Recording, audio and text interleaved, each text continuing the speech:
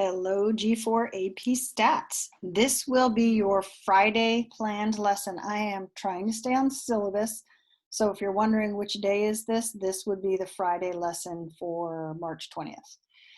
Okay, first thing I want to remind you of is take that paired or independent quizzes. It looks like this. It'll ask you 5 questions. It'll say a manufacturer has designed athletic footwear, which it hopes will improve the performance of athletes. Running the sprint, yada, yada, yada, and you have to pick which kind of test is it. Is it a paired t-test or is it a 2-sample t-test? So make sure you get those questions answered. Next, I want to remind you that you had a Frappy on toys due, and only Morgan has turned it in. She took the initiative, she wrote it down, she took a picture of it and sent it to me. So Morgan, you get credit, and the early bird catches the worm because I've added more requirements, and Morgan already has credit, so she does not have to turn it in again. You will, that's the wrong one, you will take this uploaded document and annotate on it using Kami, DocHub, or whatever it is you use to annotate in your Chromebooks. I know there's something.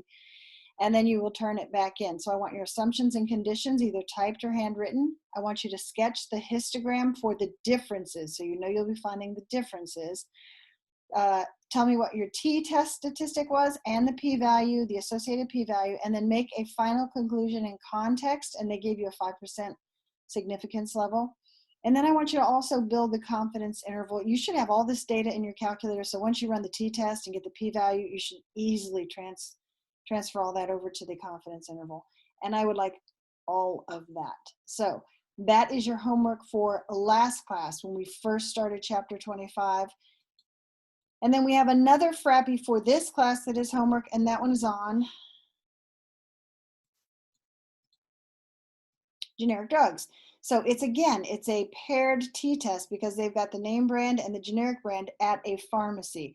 So you're going to find the difference of these two and run the test on that as a 1-sample t-test on just the differences. Never mind the actual values for the name brand and the generic. I also want your assumptions, conditions. I also want the histogram of the differences to see if it's normal. Give me your t statistic and your p-value. You can either calculate it by hand or go to the computer or the calculator. And I want your final conclusions in context, along with, I would love to have a confidence interval on that one as well. So these are like 2 problems. Instead of doing a worksheet with 3 or 4, I'm giving you 2 problems. Actually, it was 1 for last class and 1 for this class. So this homework is much, much lighter than I normally would have given you homework, and I need you guys to turn this in. So I'm not going to do worksheet 3. That's okay. We don't need to. And next class, we're going to do a test review day on chapters 23 to 25. I think all I will do is send you guys the PDF document based on what kind of stuff I get back. And if the documents are markable, then I'll ask you for that instead of a paper copy. All right, my face goes away, and now let me teach. Okay, that's the Frappy on the toys. And again, if you look at it, they gave toys to twin boys. So these boys are the exact same age. And this is how one of them who was reading when he's in the group B and one was in the group A.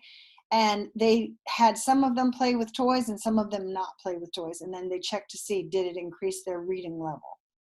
So again, give me all those for your homework. And I do have a document for you to mark up. And then this is the other homework I want. This is about generic drugs at pharmacies. If you read through it, you'll see that that is also a paired t-test. Okay, so very quickly, I want to go through these. These are the kinds of scenarios you will see when you're deciding, well, what kind of test am I going to run? So a research study was conducted to examine the differences between older and younger adults on perceived life satisfaction. A pilot study was conducted to examine this hypothesis. 10 older adults and 10 younger adults were given a life satisfaction test known to have high reliability and validity. Scores measured from 0 to 60, with high scores indicative of high life satisfaction and low scores indicative of low satisfaction. So the data is below. Well, what kind of appropriate test would you run? These are the older adults, these are the youngers. Obviously, they're ages, so it's not a proportion test. We wouldn't run a 2-prop.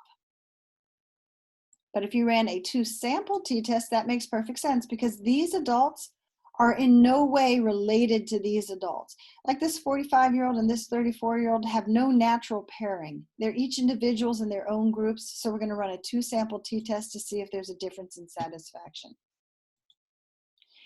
Here, a researcher hypothesizes that electrical stimulation of the lateral habenula will result in a decrease in food intake, in this case, chocolate chips, in rats.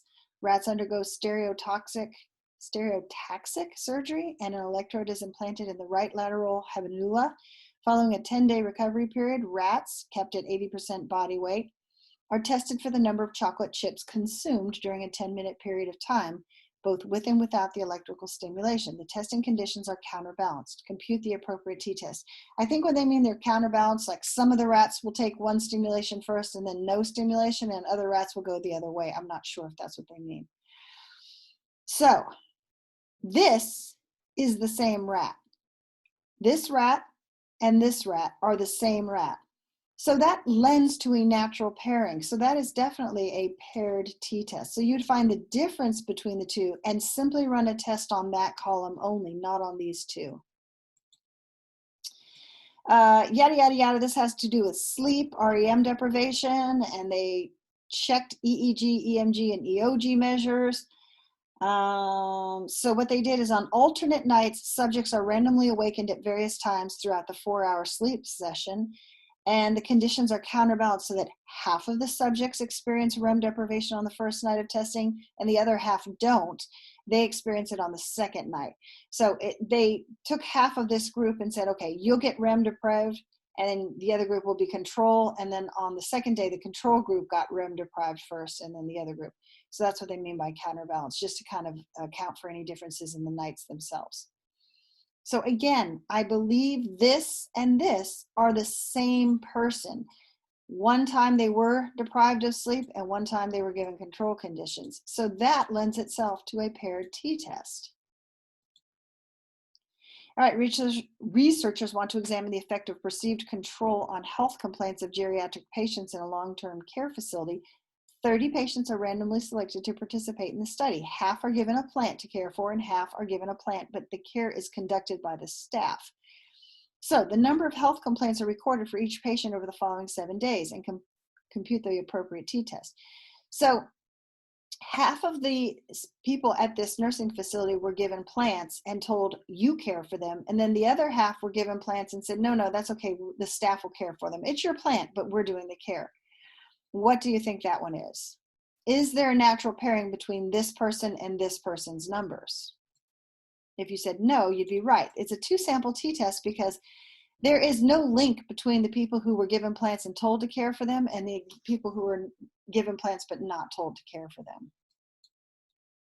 All right, so again, these are your tests that you need to know the difference of. You got a 1-sample t-test where you have a mean value like feet or age or months. A 2-sample t-test where you have 2 independent samples that have nothing to do with one another, and you want to find if there's a significant difference between the two or if one is greater than the other. A paired t-test is more of a before, after, or here's something we're going to do to you first time, then here's something we'll do to you differently. And that you're really only checking the difference between the 2 measures. You're not actually checking the 2 measures themselves. And then t-test regression is chapter 27, which I will get to later. So I believe that is all I have for you. Stay safe, stay healthy, and continue doing your homework. I appreciate the feedback, and I appreciate you guys taking the initiative and getting it done as soon as you are. I will be reaching out to some of you who haven't shown any progress and finding out what's going on. All right, take care, guys.